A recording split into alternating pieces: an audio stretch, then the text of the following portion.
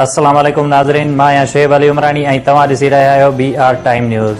सभ खां पहिरियां शामिल कंदासीं हीअ रिपोर्ट।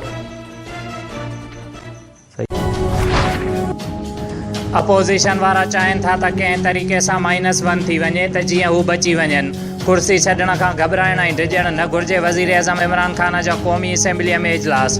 वज़ीर अज़म चयो त उसूलनि ऐं नज़रिए ते कॾहिं बि सौदो नाहे कयो। अपोज़िशन वारा पंहिंजी करप्शन लिकाइण जी कोशिश करे रहिया आहिनि। नवाज़ शरीफ़ खे अंदाज़ो ई न हुयो त मामिलो सुप्रीम कोर्ट ताईं वेंदो। सुप्रीम कोर्ट मां सज़ायल शख़्स खे ई लीडर सम्झनि था। वज़ीर अज़म इमरान ख़ान चयो आहे त कराचीअ में स्टॉक एक्सचेंज ते हमले में भारत मुलविस आहे। असांजे जवाननि जानियुनि जो नज़रानो ॾेई हमिलो नाकाम बणायो। शहीदनि खे सलाम पेश करियां थो। दुनिया जा ताक़तवर मुल्क बि अहिड़ा हमला रोके नथा सघनि। क़ौमी असेंबलीअ खे ख़िताब कंदे वज़ीर अज़म चयो त मुल्क खे जेतिरो नुक़सानु करप्ट हुकुमराननि पहुचायो एतिरो दुश्मन बि न पहुचायो आहे।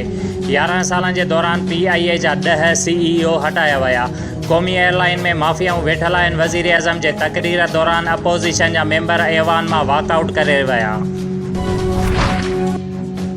PP चेयरमैन बिलावल भुट्टो ज़रदारीअ चयो आहे त कोरोना सबबि सिंध जे कुझु तकनि में नंढी चूंड मुलतवी कई वई, पर उन बावजूदु गिलगित बल्तिस्तान में इलेक्शन कराई पई वञे। बिलावल भुट्टो ज़रदारीअ गिलगित जे अॻुवाणनि खे वीडियो लिंक ज़रिए ख़िताब कंदे चयो त गिलगित जी चूंडुनि में पीपल्स पार्टी सोभारी थींदी।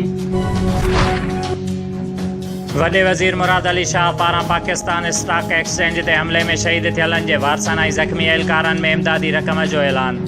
वॾे वज़ीर चयो आहे त जेकॾहिं हमिलो नाकाम न बणायो वञे हा त वर्ल्ड ट्रेड सेंटर खां बि वॾो नुक़सानु थी सघे पियो। ऐं वॾे वज़ीर शहीद इंस्पेक्टर जे वारसनि खे 1 करोड़ रुपया ऐं संदसि पुट खे नौकिरी ऐं शहीद गार्डन जे वारसनि खे 50-50 लख रुपया, ज़ख़्मी थियल एहलकारनि खे 10-10 लख रुपया ऐं 7 एहलकारनि खे 5 लख रुपया ॾियण जो ऐलान। Deputy commissioner Naushahro Feroze captain Bilal Shahid Rao बारिश ऐं सैलाब जी सूरत हाल खे मुंहुं ॾियण जी रिथियल इजलास जी सदारत करे रहियो आहे। डिप्टी कमिश्नर शहीद बेनज़ीराबाद अबरार अहमद जाफ़र जे तरफ़ खां नवाबशाह शहर जे कारोबारी मरकज़नि जो अचानक दौरो। SOPs जे ख़िलाफ़ वर्ज़ी करण ते मेडिकल स्टोर समेत 15 दुकान 3 ॾींहंनि लाइ सील करे छॾिया। शुएब अली उमरानी खे ॾींदा इजाज़त। वधीक ख़बरुनि ऐं अपडेट्स लाइ ॾिसंदा रहो BR टाइम न्यूज़।